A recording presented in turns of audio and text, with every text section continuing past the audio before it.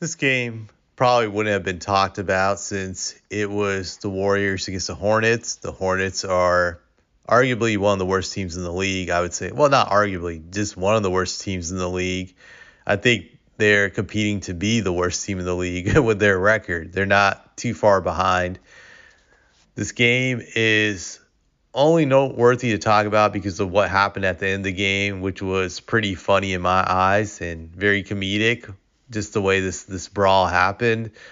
So how it went down was the Warriors had the possession. They were up by 11 points with 13 seconds left on the shot clock, 15 seconds on the game clock, and from what I recall, Quinones, I think that's how I say his name. I don't know how to say his name, so if you want to get me for butchering his name, go ahead.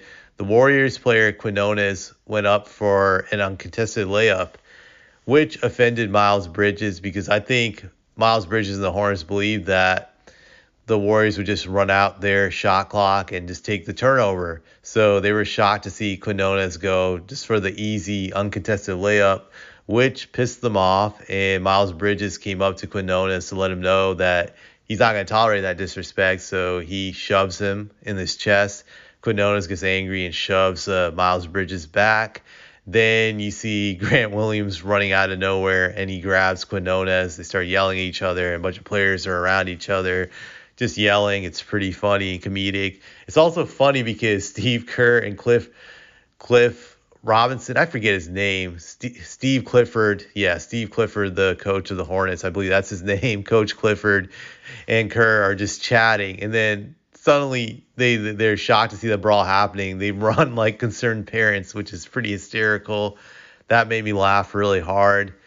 Now, I have to say, I do respect what Miles Bridges did because that used to happen all the time during the 90s, that you never ran up the score without consequences like that. Once you're up, you just let the clock expire, you take the turnover, and that's it. You just let it go.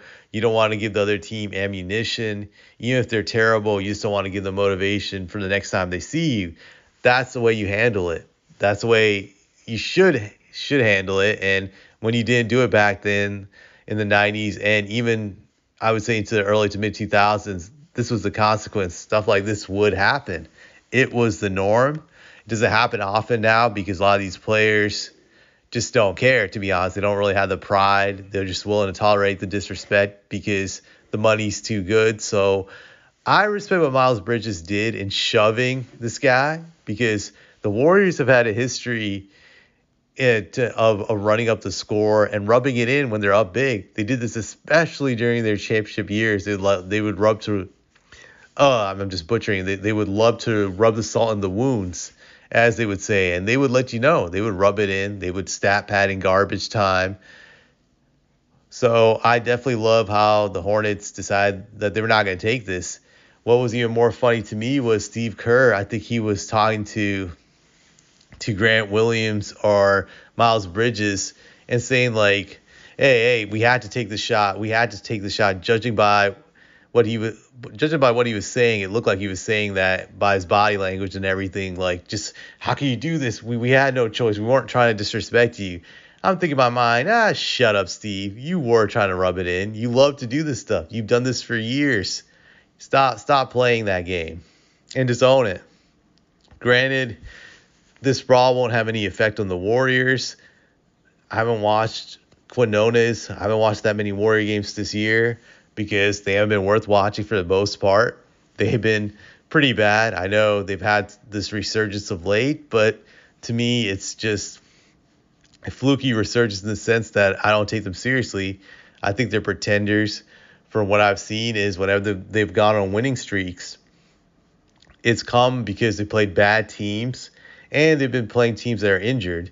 This is the same thing with this win streak. So to me, it's not a big deal. But it'll be interesting to see if they can beat the Nuggets this Sunday. I don't think they'll win, but we'll see.